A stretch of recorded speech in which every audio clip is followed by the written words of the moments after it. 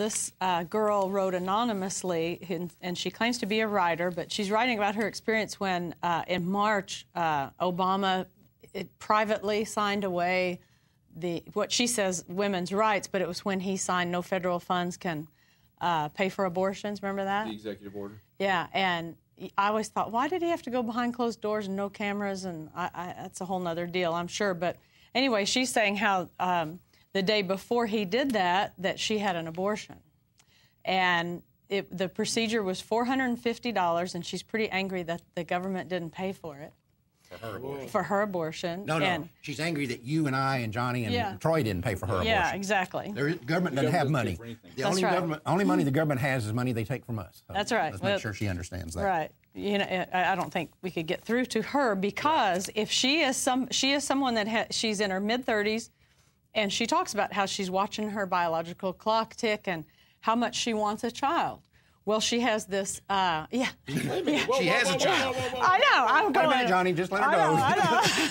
See, why don't people get this? We get it. Are we the only ones that get it? But anyway, how much she wants a child, her biological clock is ticking. Well, she has some casual sex with an ex-boyfriend, and lo and behold, she gets pregnant.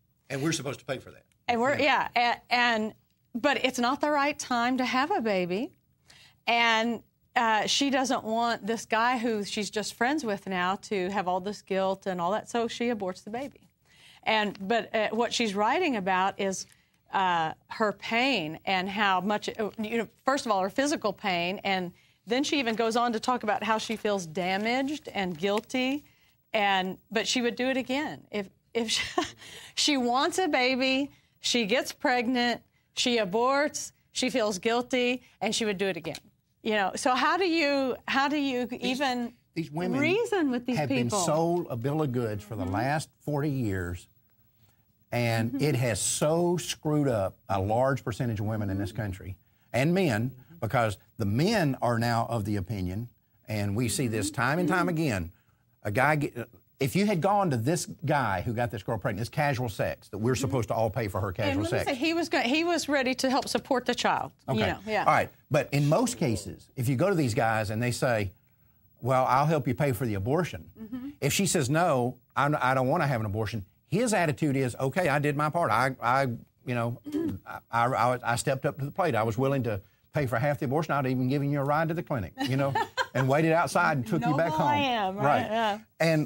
But male responsibility now has become so devalued, just like women had devalued their own ability to have children, it's now considered a burden as opposed to a gift. But we've devalued women's views of themselves, and we've devalued men's views of what responsibility means. Not to mention the life inside. But also she talks about that she's in Texas where this happened, and she said how we've passed the Women's Right to Know Act, and she was required to listen to a recording of where the baby was developmentally, and how much she resented that, and she had to hear it, and this man's voice was talking about it, and what does he know, and all that, and she even went through a cluster of female pro-lifers, quote unquote, that accosted me in the parking lot when I arrived, and the receptionist calls it harassment. But when she gets inside, in contrast to the harassment and those awful pro-life people out there who are trying to get her to not do this and hopefully reason with her, then she says the nurses and counselors at the clinic were as kind as any group of strangers I have ever seen. Well, yeah, you're paying them. You're paying them to be kind. You can hire all kinds of people to be. Customer. Right.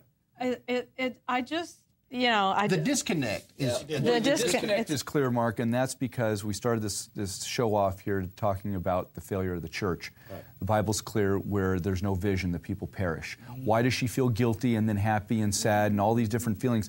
Is because there's no clarion call from the pulpits of America. The pulpits of America are required to speak the whole counsel of God. And when they lose that, when they're a Joel Osteen, just feel-good, touchy-feely, then there's going to be pain and dyslexia and moral failure. Right. And it's schizophrenia. That's what this is. They're schizophrenic because there's not a clear call. Right. The pulpit's not thundering the truth of God. And until they do that... Well, we're going to talk about that in the next segment, but... I just had no words. It was just one contradiction after the other, and the bitterness and the anger, and so what if I don't want a baby now? And, you know, I'm going, well, you have a baby now. And I'm brokenhearted yeah, for her. It's her pain is just well, starting. not only that, yeah, you're right. That's what I was thinking. This woman is screwed up forever. She's her worst enemy. She went in knowing, I've known hundreds of women who were like me that knew nothing about anything. It was like getting a flu shot. And then there's women that see sonograms. They're told everything. They know everything. They do it anyway. They want to die immediately after it's over. And she did. Hey, she knows everything. On our 800 line, I've talked to women that have called me and said, "Oh yeah, I had an abortion." No. And I'll say, "Well, have you been pregnant before? Have you had prior babies or abortions?" "Oh yeah, I've got 3 children." They know, and they'll say, "I knew it was a baby, but this is what I wanted to do. It solved a problem at the time, and now I've got all these other problems, but you know, solved the problem that was in front of me. No long-term thought." And I'm not a baby killer, she says. Yeah. Oh yeah. Well, what is she? Okay. Well, She's denying it. you can call whatever you want to, but Right. the baby's dead, and you're now the mother of the dead child. You may not have killed it, but you hired the person who killed it. You hired a contract killer.